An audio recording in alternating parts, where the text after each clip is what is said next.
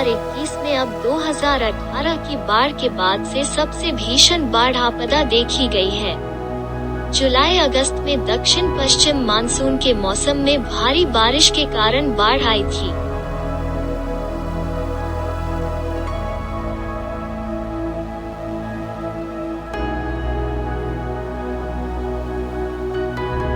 अत्यधिक स्तर की वर्षा के कारण कई जिलों में बाढ़ और पहाड़ी क्षेत्रों में भूस्खलन हुआ। जैसे ही बांधों में जल स्तर तेजी से बढ़ा, उनके शटर खुलने से बाढ़ का प्रभाव बढ़ गया।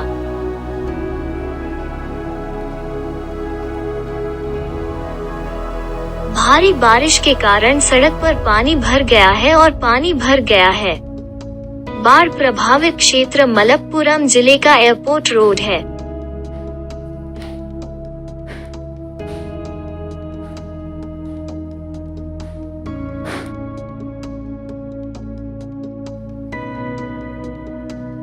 मलप्पुरम जिले के पुलिकल कोंडोटी एयरपोर्ट रोड में पानी भर गया है।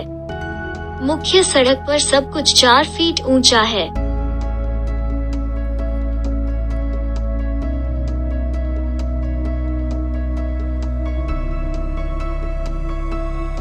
भारी बारिश के कारण सड़क पर पानी भर गया है और पानी भर गया है। बाढ़ प्रभावित क्षेत्र मलप्पुरम जिले का एयरपोर्ट रोड है। मुख्यमंत्री ने विधानसभा को बताया कि भारी बारिश, बाढ़ और भूस्खलन में करीब 83 लोगों की मौत हुई है। 14 लोग लापता हैं। मानसून मजबूत है। केरल के सभी 14 जिलों में अत्यधिक सतर्कता की घोषणा की गई है। शुरुआती अनुमानों के मुताबिक केरल को करीब 40.00 करोड़ रुपए का नुकसान हुआ है।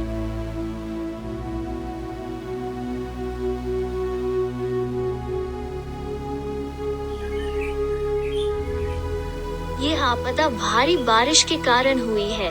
केंद्रीय जल आयोग (CWC) ने इन आरोपों का खंडन किया है कि बांधों के शटर खुले छोड़े गए थे। वास्तव में जो कुछ भी बांधों में बहता था, उसका केवल एक अंश ही खुला छोड़ दिया गया था। केंद्रीय जल आयोग (CWC) ने पाया है कि बांध में जल प्रतिधारण के हिस्से ने बाढ़ की गंभीरता को कम करने में मदद की है।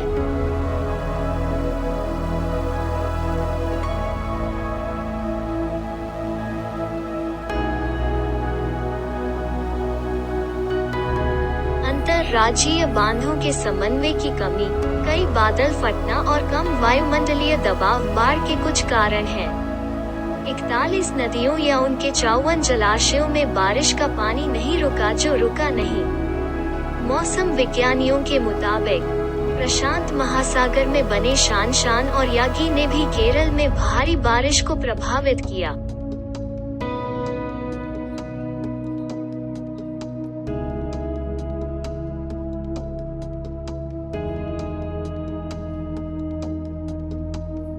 आरोप है कि इडुक्की में पानी का स्तर बढ़ने के बावजूद शटर खोलने में देरी से पेरियार के किनारे और कोची शहर का कुछ हिस्सा पूरी तरह से जलमग्न हो गया है। बाढ़ के प्रभाव का एक अन्य कारण यह था कि केरल को तमिलनाडु के नियंत्रण में ऊपरी शोलियार और पंबिकुलम बांधों के शटर खोलने के बारे में समय पर पता नहीं था। तमिलनाडु ने बांध खोले जाने से चंद घंटे पहले ही सूचना जारी की थी। बानासुर सागर बांध मिट्टी से बना है, इसलिए अधिकतम जल स्तर से बांध में पानी रखना बिल्कुल भी संभव नहीं है। जल स्तर बढ़ने के कारण 15 जुलाई को बांध को खोला गया था। वायनाड में 7 पंचायतों के निवासी बाढ़ से प्रभावित हुए हैं।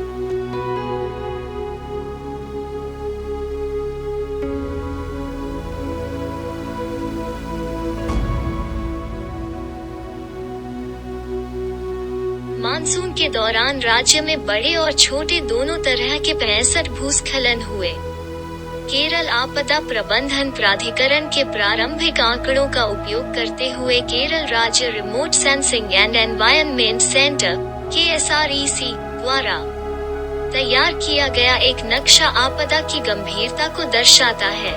पहली जनगणना के अनुसार पलक्कड़ जिले में सबसे ज्यादा भूस्खलन 18 हुआ। दूसरा 11 मलप्पुरम है। 10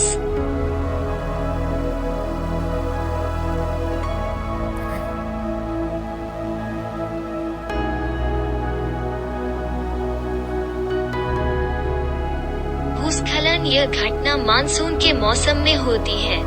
यह घटना विशेष रूप से हाईलैंड्स में चट्टान और मिट्टी को पानी के साथ दृढ़ता से निष्कासित करने का कारण बनती है।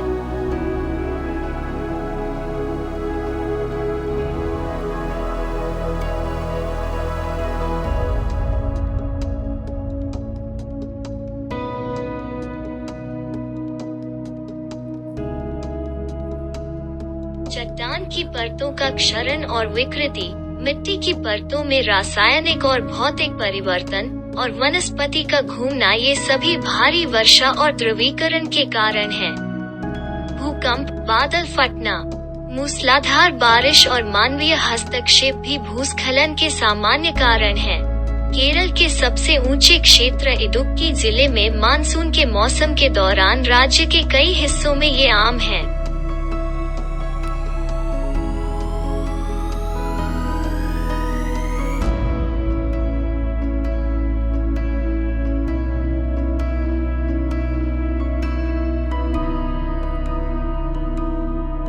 भूमि की स्थलाकृति, ढलान, चट्टानों की प्रकृति, मिट्टी की संरचना और पेड़ों की विशिष्टता के बावजूद ढलानों पर खेती, मिट्टी, चट्टान खनन और सड़क निर्माण ढलान वाली सतहों के संतुलन को बिगाड़ सकते हैं और बड़े पैमाने पर भूस्खलन और कटाव का कारण बनता है।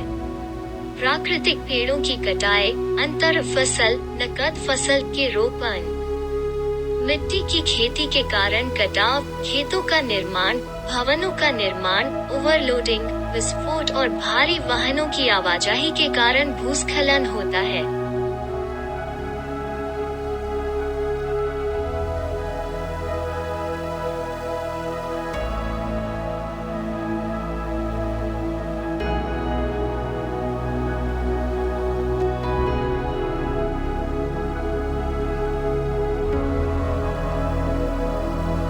सामान्य भूस्खलन तब होता है जब एक पहाड़ी की चोटी पर भारी बारिश के दौरान बड़ी मात्रा में पानी जमीन पर गिर जाता है और पहाड़ी के आधार पर मिट्टी बाढ़ का सामना करने के लिए अस्थिर हो जाती है।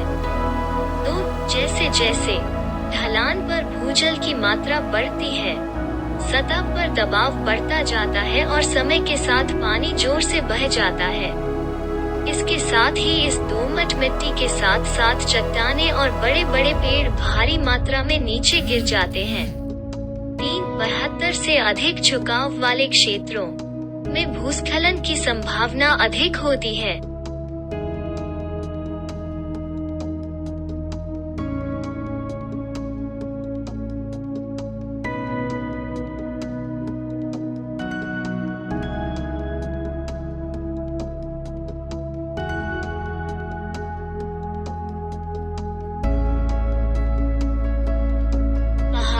पहाड़ियों में अवैज्ञानिक निर्माण और खनन के कारण मिट्टी की संरचना में परिवर्तन, पहाड़ों के नीचे प्राकृतिक जलमार्गों को बदलकर पानी मिट्टी में रिसता है और प्राकृतिक संरचना को बदल देता है।